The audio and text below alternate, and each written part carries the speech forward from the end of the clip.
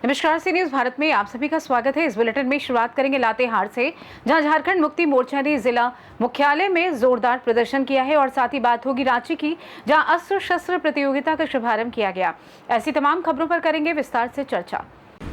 खबर लातेहार से, जहां केंद्र सरकार द्वारा लाए गए 130वें संवैधानिक संशोधन के विरोध में झारखंड मुक्ति मोर्चा ने जिला मुख्यालय में जोरदार प्रदर्शन किया और पुतला दहन किया। कार्यक्रम का नेतृत्व झामुमो के केंद्रीय उपाध्यक्ष सह पूर्व शिक्षा एवं महानिषेध मंत्री बैजनाथ राम तथा जिलाध्यक्ष लाल मोतीनाथ शाहदेव ने किया। इस दौरान जिलाध्यक्ष लाल मोतीनाथ शाहदेव ने कहा कि भारतीय जनता पार्टी ने संशोधन विधेयक के माध्यम से लोकतंत्र को खतरे में डाल दिया है।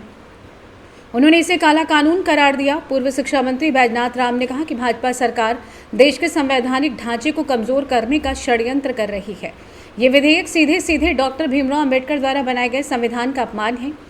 कार्यक्रम में केंद्रीय सदस्य सह जिला उपाध्यक्ष अरुण कुमार दुबे, जिला सचिव बुद्धेश्वर उरांव, जिला प्रवक्ता सुशील कुमार यादव, केंद्रीय सदस्य ममता सिंह सहित हजारों कार्यकर्ता मौजूद रहे। कारण क्या है मोदी जी का? केंद्र सरकार के लोकतंत्र विरोधी कानून जो विधेयक के रूप में, संशोधन के रूप में लाया गया है, अपराध नियंत्रण के नाम पर विपक्षी दलों को नस्तानाबूद करने का जो षड्यंत्र चल रहे हैं और विपक्ष के नेताओं को डराने धमकाने की योजना, क्योंकि केंद्र की सारी एजेंसियां भारत सरकार के पास है और वो इस हथकंडे को अपनाकर विपक्षी नेताओं को कमज़ोर करना चाहते हैं, उनको सत्ता से बाहर करना चाहते हैं। ये उनकी लोकतंत्र विरोधी जो कार्रवाई है उसके विरोध में आज हम लोगों ने यहाँ पर पुतला दान किया है नरेंद्र मोदी जी का। नहीं होगा तो आगे किस तरह का आंदोलन होगा? चरणबद्ध आंदोलन होगा। हम लोग तो आज देख रहे होंगे सड़क में है, सदन में भी हम लोग हंगामा करेंगे।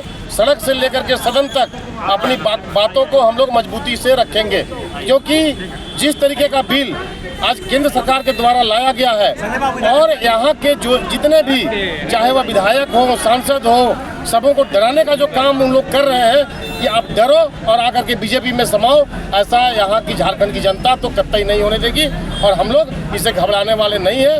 इस बिल को हम लोग वापस करा करके ही रहेंगे। लातेहार से सी न्यूज संवाददाता बबलू खान की रिपोर्ट। झांसी के लोकमान्य तिलक कन्या इंटर कॉलेज में नियुक्त अध्यापिका अंजू गुप्ता ने प्रेस वार्ता कर प्रशासनिक लापरवाही और स्कूल प्रबंधन की मनमानी का गंभीर आरोप लगाया है। अंजू गुप्ता ने बताया कि कॉलेज में 2 तदर्थ अध्यापिकाओं को 22 वर्षों तक स्थायी दिखाकर अनुचित वेतन और पदोन्नति लाभ दिए गए। उनकी शिकायत पर जांच हुई और 4 सितंबर 2020 को वेतन व पदोन्नति निरस्त कर रिकवरी के आदेश जारी कर दिए गए, लेकिन प्रबंधक पर कोई कार्रवाई नहीं हुई। शिकायत के बाद अंजू गुप्ता को प्रताड़ित किया जाने लगा। प्रबंधक राकेश पाठक ने स्कूल में उनका सोशल बहिष्कार किया और 25 जुलाई 2025 को उन्हें प्रबंध समिति के सामने धक्का देकर कक्ष से बाहर निकाल दिया। ये घटना सीसीटीवी में रिकॉर्ड हुई थी, लेकिन बाद में हार्ड डिस्क गायब कर दी गई। शहर कोतवाली पुलिस ने मामले की जांच के बाद राकेश पाठक के खिलाफ FIR दर्ज की है। अंजू गुप्ता ने यह भी आरोप लगाया है कि प्रबंधक और उनके राष्ट्रीय स्वयंसेवक संघ से जुड़े भाई दिनेश पाठक द्वारा उन्हें और उनके परिवार को झूठे मुकदमे में फंसाने की धमकी दी गई है। गणित की सहायक अध्यापिका के पद पर नामजद है।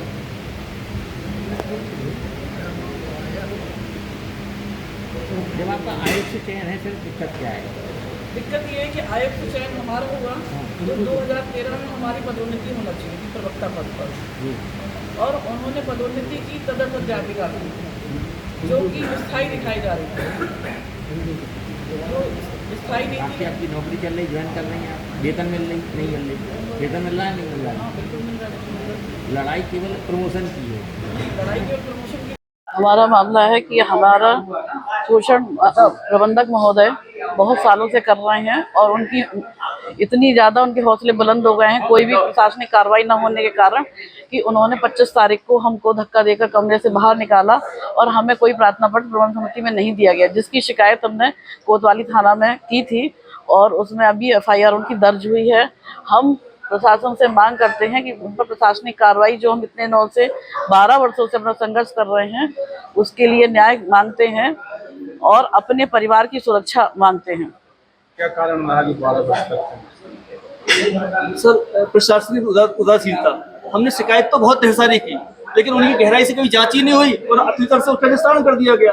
इसीलिए हम आज तक भुगतना पड़ा उसको। हजारों शिकायत मुख्यमंत्री पोर्टल पे हुई है। दो तदर्थ नियुक्ति 1998 में 2 तदर्थ नियुक्ति हुई थी। विद्यालय ने उनको 99 में स्थायी दिखाया और 20 साल तक, मतलब 22 साल तक, जून 2020 तक विद्यालय उनको स्थायी दिखाता रहा। हमने उससे पहले कई शिकायतें की, विद्यालय ने हमें गलत सूचना दी, हमने सूचना मांगी, गलत सूचना दी। पहली बार 11 जून 2020 को हम सिद्ध कर पाए कि हाँ वो तदर्थ टीचर है। उसके बाद हमारी लड़ाई वरिष्ठता और पदोन्नति की लड़ाई शुरू हुई सर।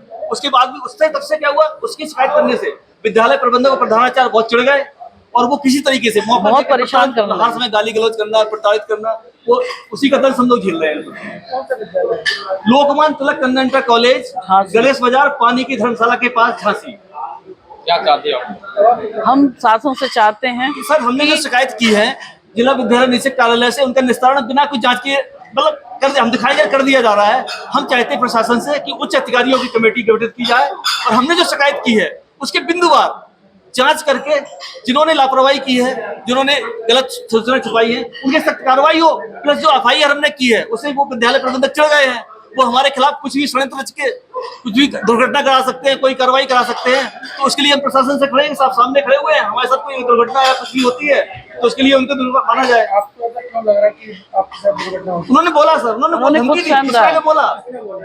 दिनेश पाठक जी, पाठक के भाई दिनेश पाठक जी, जो कि संगम में। राष्ट्रीय सेवक संघ में एक बच्चे पदाधिकारी है, उनकी बहुत चलती है, क्योंकि उसी की वजह से हमें अभी तक न्याय नहीं मिल पा रहा है। उन्होंने कुटिलता से पूछा कि तुम्हारे बच्चे दिल्ली और मुंबई में रहते हैं और तुम यहाँ पर ऐसा करोगी तो सोच लेना, धमकी दी उन्होंने। हम लोग डर गए। विद्यालय में बैठकर 21 तारीख को सर, हाँ सर, क्या हुआ? पुलिस में भी शिकायत की हमने। पुलिस जब उन्होंने पुलिस साक्ष्य मांग रही है। पुलिस तो साक्ष्य मांगती है, जब जो चीजें साक्ष्य हमारे पास नहीं थे हम शिकायत क्या करते। जब 25 जुलाई को विद्यालय प्रधानाचार्य कक्षा में प्रबंधक द्वारा धक्का देकर बाहर निकाला गया और वहां पर कैमरा भी लगे हुए थे, तो हमने शिकायत की और कहा कि CCTV कैमरे लगे हुए, जांच की जाए। पुलिस अधिकारी जब जांच करने गए तो प्रबंधक द्वारा हार्ड डिस्क निकाल दी गई।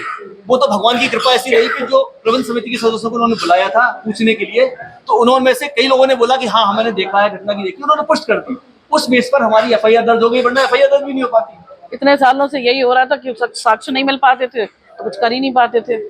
तो ये चाहते हैं कि जो पहले पे तो प्रबंधक प्रिंसिपल पे कार्रवाई हो, क्योंकि अगर वो नौकरी करना मुश्किल कर रहे हैं, वो कह रहे एक दिन भी स्कूल नहीं आए, कि सबसे पहले तो प्रबंधक और प्रिंसिपल पे कार्रवाई हो।